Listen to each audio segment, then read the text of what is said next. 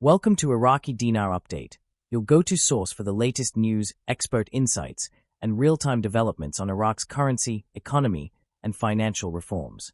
Whether you're a long-time investor or just curious about the dinar, you're in the right place. In the rapidly evolving and highly speculative space of global financial restructuring, there's a growing sense of momentum, an undeniable shift taking place within the machinery that governs international finance, monetary policy, and sovereign wealth instruments. At the heart of this transformation lies an intricate process involving the orchestration of massive financial instruments, including sovereign bonds and historic debt instruments, with strategic attention being paid to when and how currencies might be adjusted, reset, or revalued. These are the kinds of topics that are generating increasing buzz among private investors, currency holders, and financial insiders alike, particularly those who have long followed developments in certain currencies believed to be undervalued, such as the Iraqi dinar, the Vietnamese dong, and a few others typically referenced in the conversation around a global currency reset, GCR. Now, whether or not these individuals will receive their funding today is still a matter of speculation. There's always the possibility that bureaucratic inertia, last-minute compliance checks, or unforeseen geopolitical developments might delay things. Yet, what cannot be denied is that we are witnessing great movement. In fact, the last week, and continuing into this one, has seen daily reports and tangible updates that suggest real progress is being made behind the scenes. This isn't merely wishful thinking or rumor-driven speculation. The pace of developments has picked up noticeably, indicating that systems and processes which have long been stuck in neutral may finally be shifting into drive. What we're observing isn't a series of isolated events.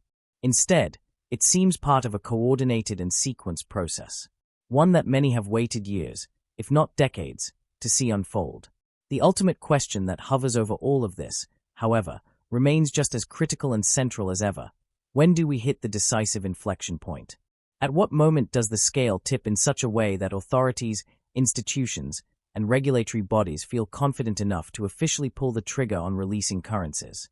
That's the million-dollar question, or perhaps more accurately, the multi-trillion-dollar question. Let's dive a bit deeper into what exactly is meant by the bond redemptions and why they play such a pivotal role. Bonds in this context refer not just to your standard treasury securities, but rather to a broad array of historical instruments, often described as heritage or sovereign bonds, which include debt instruments issued by governments during periods of economic duress or nation building. Many of these instruments were issued decades ago, and they were never redeemed. Some were backed by gold or natural resources, others by speculative faith in future national development. Processing these bonds is not just about paying people what they are owed, it's about resetting the entire system. These redemptions are being tied to compliance with new digital standards, anti-money laundering, AML, protocols, Know Your Customer, KYC, rules, and international financial reporting systems that will help usher in a digitized and secure financial ecosystem. This is what makes the processing of bonds so central to the release of currencies. If the bonds don't move, the currencies won't either.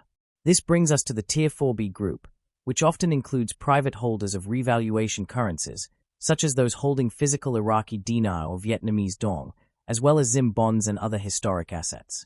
Tier 4B is widely considered the group that will receive access just after the sovereigns, institutional partners, and humanitarian project funders, often categorized as Tier 1 through 3, have gone through their initial liquidity events. These individuals are patiently waiting for that notification, the call or email that will instruct them to set up their appointments, bring their documentation, and go through their redemption or exchange protocols. So, what is the current status? While no official figures are publicly released, many who follow this space believe we are inching very close to the 30% to 40% milestone.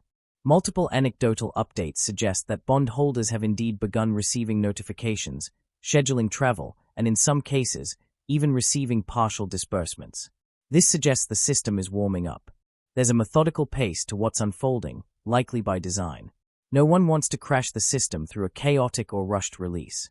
Instead, the authorities involved, likely including international financial institutions like the IMF, World Bank, and BIS, Bank for International Settlements, are coordinating these releases in phases to ensure sustainability and long-term impact. Yet, it's not just about the numbers. There's also a psychological aspect to reaching this threshold. Once a sufficient percentage of bond redemptions are completed, It instills confidence in everyone else down the line. It's a validation that the system is operational, the disbursements are real, and the promised liquidity isn't just theoretical, it's tangible. This triggers a cascading effect, building both institutional trust and individual readiness. Furthermore, this doesn't just benefit currency holders. The broader implications are staggering. Once these liquidity events are released, we could see a sweeping wave of funding for humanitarian projects, infrastructure initiatives, renewable energy development, and global poverty alleviation programs. These have been in the works for years, some even decades. But funding has been the bottleneck. With the bond money flowing, that bottleneck is finally being addressed. As for the skeptics, and there are many, it's worth noting that financial transitions of this magnitude have always been met with doubt and resistance. Consider the formation of the Eurozone, the Bretton Woods Agreement, or even the decoupling of the US dollar from gold in the 1970s. Each of these events faced immense scrutiny, disbelief, and political opposition. Yet they happened, and each time, they reshaped the global economic landscape. Today, we may be on the precipice of another such moment. A financial reset, a currency realignment, a sovereign reconciliation process. Whatever terminology you use, the key is that change is not only possible, it is increasingly probable. And all eyes are now on that magic threshold, 30% to 40% of bond redemptions. Once we hit it, and stay there, watch for the cascade of events to follow. Notifications, appointments, exchanges, funding, global recalibration. The pieces are in motion. The chessboard is set. And those paying attention might just witness history unfold in real time. Whether today is the day, or next week is the week, one thing is becoming increasingly clear. The direction is forward, and the pace is quickening. The threshold is approaching. And once crossed, the world of finance may never look the same again. Thanks for tuning into Iraqi Dinar Update. If you found this content helpful, be sure to like, subscribe, and hit the notification bell so you never miss a beat on Iraq's evolving financial landscape. Stay informed, and stay ready.